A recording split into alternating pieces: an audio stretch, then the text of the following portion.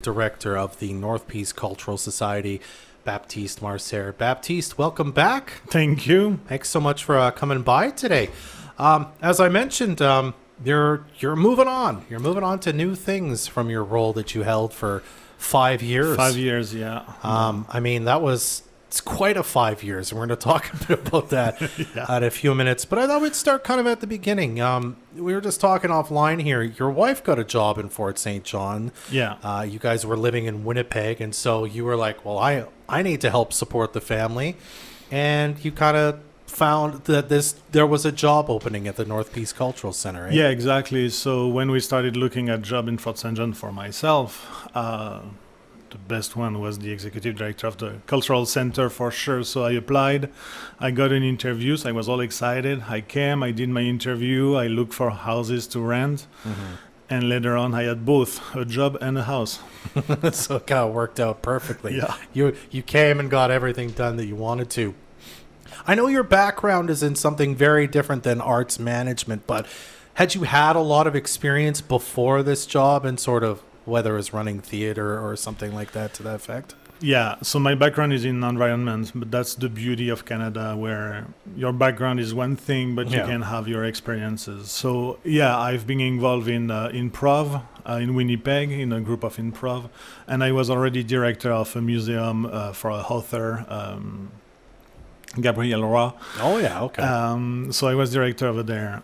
So not a lot of experience in theater itself or running a theater, but at the same time you had someone here that knew a lot about theater and knew everything about it. So the position, the executive director, was really to take care of the society as a business, and to start developing that. And I mean that Oliver's going to come up more, but I suppose in a way. That must be who you're talking about. Oliver, yeah. Oliver was the person knowing everything about the theater and the artists. So really, when I started as the director, we had a little shift in the hierarchy in the society, and it was really. At one point, I wanted to call him the artistic director. He was taking care of the theater and all the artists, all the shows that are coming, but he was also taking care of the big maintenance of the building. Yeah. So yeah. Yeah, I see. Okay. Well, you come here and, things start getting underway. You start to maybe shape your vision for what things are going to look like. And then we get to March of 2020 and COVID comes. And you forgot about that. COVID, right. It kind of threw everything into disarray. Nobody knew what was happening, especially in the arts, because it's not an essential service. Nobody was allowed to gather in public places where you would watch musicians and theater and these sorts of things. What was that like for you to have this sudden, what am I going to do when I am the executive director of a society that's about culture and arts in Fort St. John, and we can't gather to celebrate that or to support people who make arts and culture in Fort St. John? So I had two approaches. The first one was because in my career I worked in chemistry lab. I knew a little bit of, okay, that's a virus. I know what to do. I know how contagious it is. Yeah. So first we closed the center in March. We closed all the activities in the center. At that time we were thinking, maybe in June we'll be back. And now, thinking about that, I regret it. We should have let a daycare open at least, the other school open, just to get some people to get the kids out of the house. But then I thought, okay, so we can't, we were just following the mandate. So we can do gathering, we can do things like that. Okay, what can we do? And that's what we started with Oliver. He started to invite dancers, but one at a time, just the family in the theater doing a performance, being recorded and sent on YouTube and available on YouTube. I started to do interview with artists, so keep the momentum going a little bit. And we did have a lot of views on our YouTube channel for that period, and even views from the States or even from Europe, so that was really good.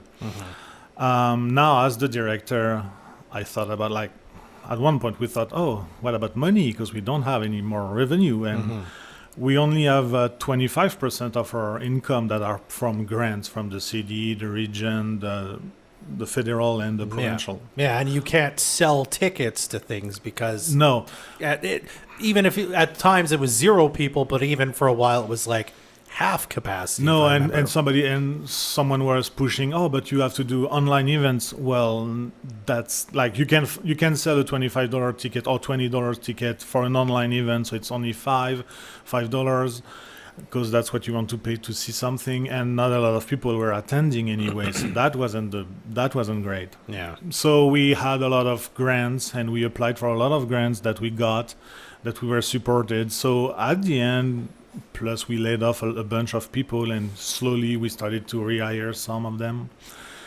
So at the end, we had a pretty good run. Kind of made the best of a really difficult situation Yeah. that really everybody in the arts was facing. No, everybody, completely everybody. And someone like Brian at the Lido was even hurt more than us because he was unable to get grants. So he had a really hard time. And I was thinking about it, but we were able to get grants. So we were able, I'm not going to cry that, oh my God, that was terrible. Yeah. No, we were able to surf that wave and go forward. Now we kind of fast forward to, let's say, like last year, maybe spring of last year, things are starting to really calm down, return to normal, if we can call it that. I mean, again, you're sort of now 3-4 years into your time there. Are you like, okay, well, do I go back and try to bring back that vision maybe I had before that I was working to establish, or was it time to do something completely different and sort of rethink how we were doing things? So we with the board and even with Oliver and myself in the office, we always think about, okay, what can we do different? What is there any gap we're not doing? Like we know, for example, music, there is more to do, so we try to do some things. But really, the end of COVID, or it wasn't like, oh, today it's the end of COVID. It went time to time, and then we started to get very, very busy, too busy. The staff was starting to get really stressed and tired. So, whoa, what's happening? Oh, yeah, so I had to adjust and be like, oh, we need to hire more for that because business is coming back. And Fort St. John was really eager to come back to shows, to come back to business. Like we had great sold out shows last year. A good problem to have, I suppose. A perfect problem to have, yeah, for sure. Yeah. Obviously you're not telling me exactly when, but at one point did you say, it might be time to move on and let somebody else kind of be the executive director? Was there a time where you just said, I think I've done what I can, it's time for a new challenge? Not really. So we had the thing happening with the city, and now everything is okay. But that hurt me a lot, and that put my passion and my will to do things kind of under the radar a little bit. So I started applied for job at that point because I didn't know if I was out of job soon or not. And actually, that's one of that job that I didn't get. But with the province, you're in eligibility list for some time, and someone contacted me and said, "Oh, we have an opening, and would you take it?" So I had, it's like a slap in the face, and you're like, okay, what should I do? Is that time? And I thought, so it was a month ago, and I thought, maybe it's time. Maybe that's it. Maybe it's time for me to move on and to go to other adventure. And can you tell us kind of what you're going on to next? Yeah, so I'm going to work with the Ministry of Indigenous Relations and Reconciliation. So I'm going to work with negotiators on different cases. It's not on that region, it's on the Schema and Dominica regions. Okay. But since it's a remote work, I'm still in Fort St. John for a while, I think. Wonderful. We got about a minute left. Tomorrow I'm going to have Oliver on Moose Talks, and we're going to talk to him. Tell me quickly why you thought it was a home run to say Oliver needs to step into this role now. So when I started, I asked Oliver, why are you not the director? And he said, oh, no. But the thing is, over the years, I saw him getting more and more responsibility and more business-minded, going to the place that he could really be the executive director. So when I thought about quitting, I'm like, okay, I thought about telling the board, Oliver is now in a place he could be a good executive director, and the board agreed quickly, and so now he is, and I think that's a good revenge on his life in the North Piscultural Center, and I'm, the community sometimes may forget how lucky they are to have someone like that dedicated to the arts, dedicated to the center, that can have you, members of the community, to just go and, I need a show, can you help me? And yeah, he's going to help you. He's going to do everything he can for having the arts in Fort St. John. And he's been there for 20-something years, if I remember Yeah, right, on and off at one point, but he's been technician first and then moved to assistant manager, operation manager, and now he's going to be the executive director. But